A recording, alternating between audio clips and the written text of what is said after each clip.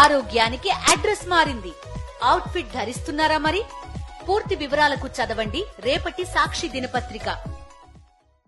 భారీ వర్షాలు వరదలు సృష్టించిన విలయం నుంచి విజయవాడ ఇంకా తేరుకోలేదు.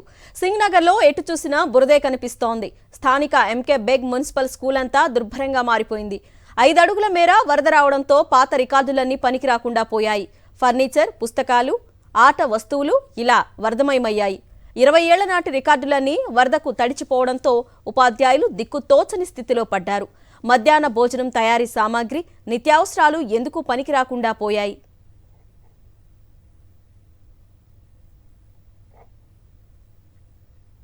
మరింత సమాచారం సింగ్నగర్లోని ఎంకే బేగ్ మున్సిపల్ స్కూల్ నుంచి మా ప్రతినిధి అశోక్ అందిస్తారు.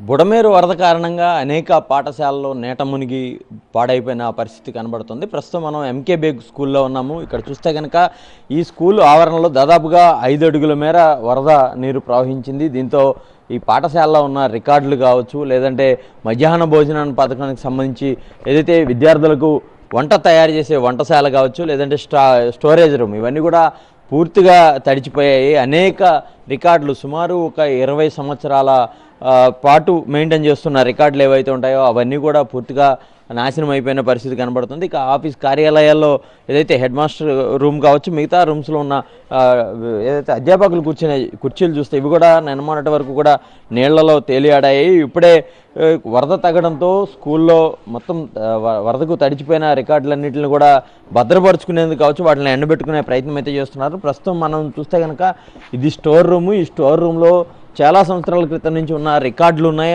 అదే సమయంలో మధ్యాహ్న భోజనానికి సంబంధించి విద్యార్థులకి ఆహారం అందించేందుకు ఏవైతే గుడ్లు ఉంటాయో అవన్నీ కూడా ఇక్కడ స్టోర్ చేస్తారు. బియ్యం కూడా ఇక్కడే స్టోర్ చేస్తుంటారు. కానీ వరద 5 అడుగుల మేర రావడంతో మొత్తం ఇవన్నీ కూడా పూర్తిగా తడిచి పాడైపోయిన పరిస్థితి. ఇప్పుడిప్పుడే వీటిలన్నింటినీ కూడా శుభ్రం చేసుకుంటున్నారు. చాలా వరకు కూడా ఎగ్స్ కావచ్చు, బియ్యం ఇవన్నీ కూడా పూర్తిగా తడిచిపోయాయి. వాటిలన్నింటినీ చెత్తలో పడేయాల్సిన పరిస్థితి అయితే ఏర్పడింది. ఎందుకంటే నాడు నేడులో భాగంగా సుమారు 1.5 కోట్ల రూపాయలతో ఈ స్కూల్ని గతంలో పూర్తిగా ఆధునీకరించారు, అనేక సదుపాయాలు కల్పించారు.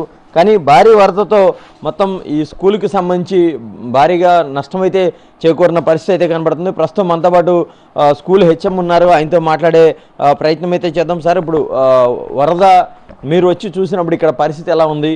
ఇప్పుడు ఇవన్నీ తడిచిపోయినాయి, ఏమేమి పోయినాయి సార్? మొత్తం మేము పాఠశాలకు వచ్చి చూసేటప్పటికి ఓల్డ్ రికార్డ్ మొత్తం కూడా వాటర్లో మునిగిపోయి ఉంది. కంప్యూటర్స్ మొత్తం కూడా మునిగిపోయి ఉన్నాయి.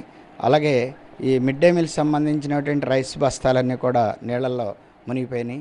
అలాగే పాఠశాలకు సంబంధించినటువంటి ఓల్డ్ రికార్డ్ సుమారుగా 10-15 సంవత్సరాల నుంచి ఉన్నటువంటి అడ్మిషన్ బుక్స్ కానివ్వండి, అటెండెన్స్ రిజిస్టర్స్ కానివ్వండి, తర్వాత ఓల్డ్ సంబంధించిన రికార్డు అంతా కూడా వాటర్లో ముద్ద అయిపోయి ఉంది. వాటిని ఆరబెట్టడానికి కూడా ఉంచే పరిస్థితిలో లేదు. అలాగే బీరువాల్లో పెట్టినటువంటి రికార్డ్స్ కూడా వాటర్ వెళ్ళిపోయింది. అవి కూడా ఎర్రటి మ్యాటర్లాగా వేస్తే వాటిని నిన్న మొన్న కూడా ఎండలో పెట్టి చాలా వరకు క్లీన్ చేయడం జరిగింది. అయినప్పటికీ కూడా ఆ రికార్డ్ అంతా కూడా మ్యాక్సిమం పాడైపోయింది. తర్వాత ఆర్ఓ ప్లాంట్ ఒకటి ఉంది కిచెన్ షెడ్ దగ్గర. ఆర్ఓ ప్లాంట్ కూడా మనకి 3.5 లక్షలు పెట్టి మనకి గవర్నమెంట్ ద్వారా సప్లై చేశారు.